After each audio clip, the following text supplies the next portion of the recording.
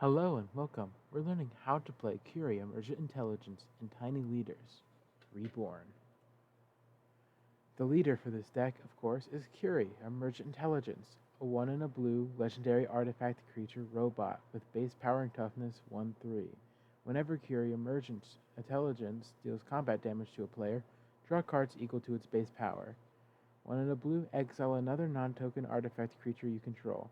Curie will become a copy of that exiled creature, except it has whenever this creature deals combat damage to a player, draw cards equal to its base power. If you are looking for a deck that is a great Ensoul artifact decks in Tiny Leaders Reborn, then I would recommend playing this deck in particular. If you are also a fan of Phyrexian Dreadnought, I would also recommend you looking at this list to play. And if you really love denying your opponent the ability to deny you, then this is the deck for you. This deck is very aggressive and reactive. There are a few cons though. We don't have access to all the best things due to being monocolored, but things will have to be decided when building decks, of course. And if you really don't like edicts, this deck is probably not for you. If you do not like being locked out of the game quite easily by sideboard hate, then this deck is probably not for you. There are a few cards that can just completely shut you down without specifically one card in response. So, let's get into the main combo. When Phyrexian Dreadnought enters the battlefield as early as turn 3, you can cast it out or fetch it out off of Urza's Saga, paying a 1 and a blue to turn it in Curie into a Phyrexian Dreadnought with the text, whenever it deals combat damage to a player, draw cards equal to its base power. When Curie connects, regardless of how many creatures your opponent put in front of it, it'll always draw cards equal to its base power. So with Phyrexian Dreadnought, you will always draw 12 cards when Curie connects.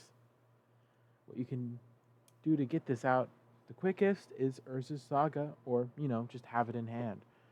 You can play Urza's Saga early as turn 1, and as long as you have a blue source to cast out Curie and have on your third turn at the beginning of your post-combat main phase, or pre-combat main phase, you can have Curie be a 12/12, swinging in on turn 3, which is a really strong thing to do in Tiny Leaders.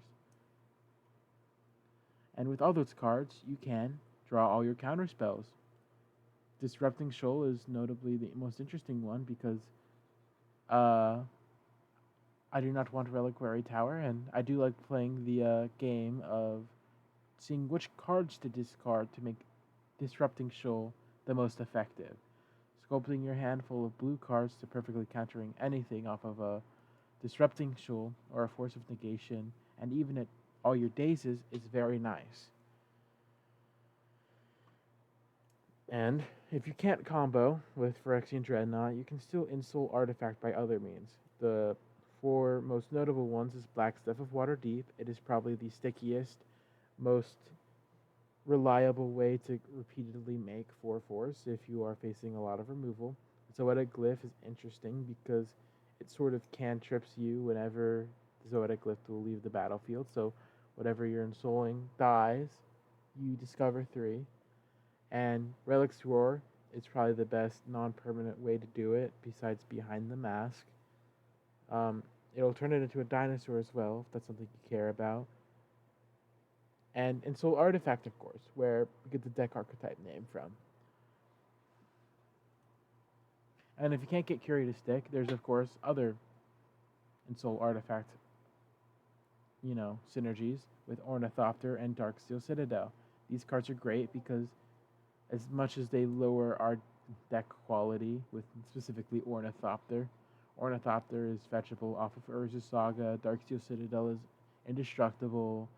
There's lots of ways we can use these cards' strengths to alleviate their weaknesses, and I, for one, sure love swinging in on turn 2 with a flying 5/5, even if it's not a Curie drawing me all those cards. So we can also have ways just to protect Curie, so we don't have to worry about not drawing the cards off of Curie. We have K9 Mark 1, a dog from the Doctor Who set, which as long as it's untapped, all other legendary creatures you control have Ward 1. which is pretty strong. And then you can tap it for 1 and a blue, and target legendary creature cannot be blocked this turn. So this is both protection for Curie and a way to ensure that she can always hit your opponent and draw you cards. Lava Spur Boots is similar in a way, as it gives Ward 1, but it also gives haste and +1/+0. Notably, that does not increase its base power, so it will not allow you to draw more cards, but it's just another way to protect Curie or haste out any threat in general.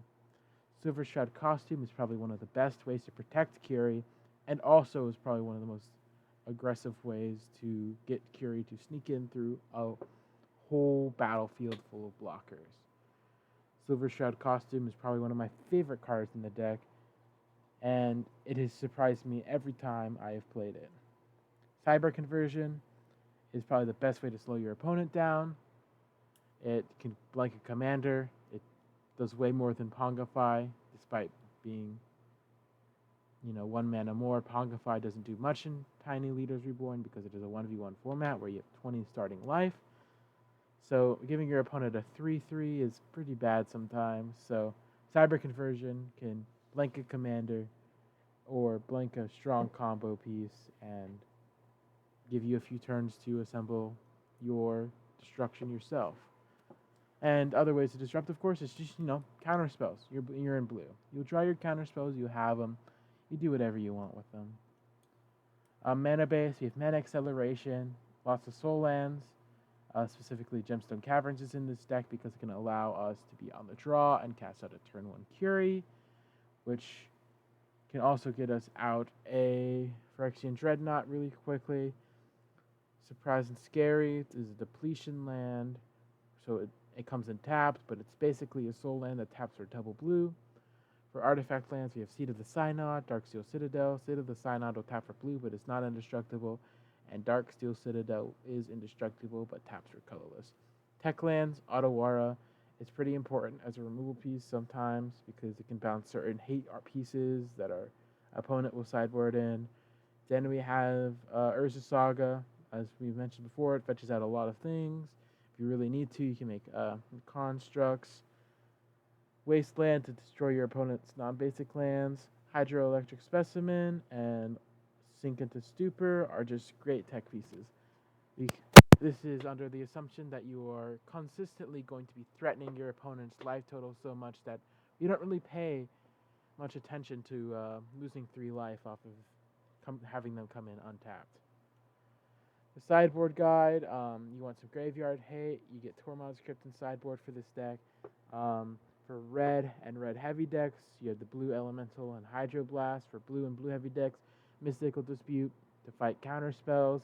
And for non-basic heavy decks, Harbinger of the Seas, which notably keeps artifact typings on all our artifact lands. It does kill our Urza Saga when it comes down, though, and it does remove Indestructible off of Darksteel Citadel. But it is a way to slow our opponent down if they have a lot of non-basics, while making sure we can still, do our things and aggressively keep our opponent in check.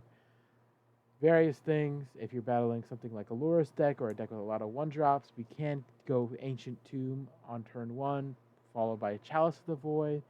March of Swirling Mist is in there. It can blank an entire opponent's board, or it can protect Curie. Witness Protection is an aura similar to Cyber Conversion. It's sorcery speed. It's considerably worse because it's a lot more interactable with, but it's there.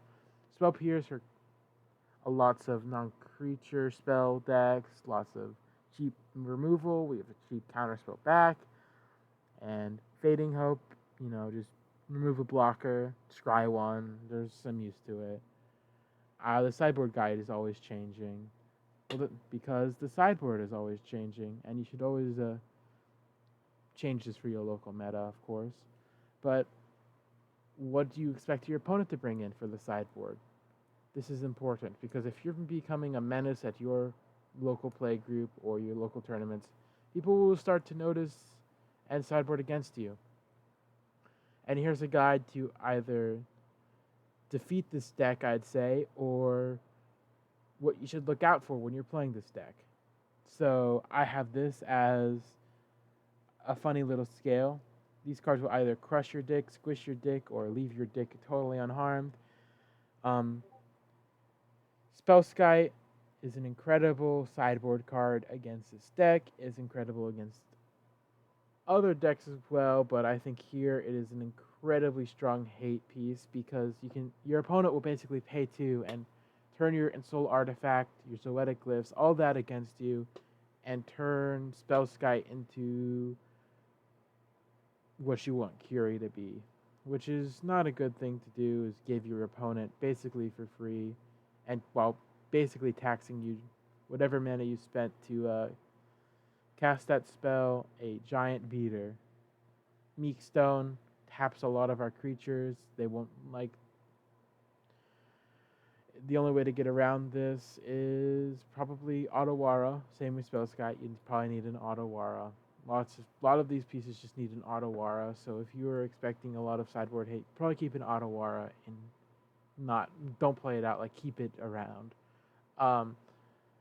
You can also just juggle between 2 artifacts off of Black Staff of Waterdeep against the Meekstone. But also another sideboard piece that absolutely just ruins our day is Meltdown.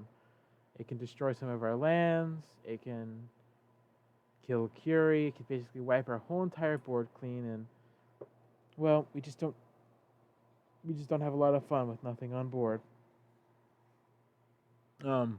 These cards will just artifact hate in general. That'll be a light kick in the balls. It won't be too much or anything if you, of course, can defend with counter spells.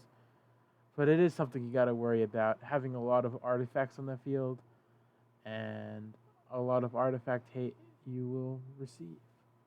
Edicts or strong single target removal like Long Goodbye are good cards that are usually in main board, but they might bring in even more, like Abrupt Decay and stuff, to just totally decimate Curie. And for cards you don't really got to worry about when your opponent sideboards them in is Pithing Needle and a Collector's Oof.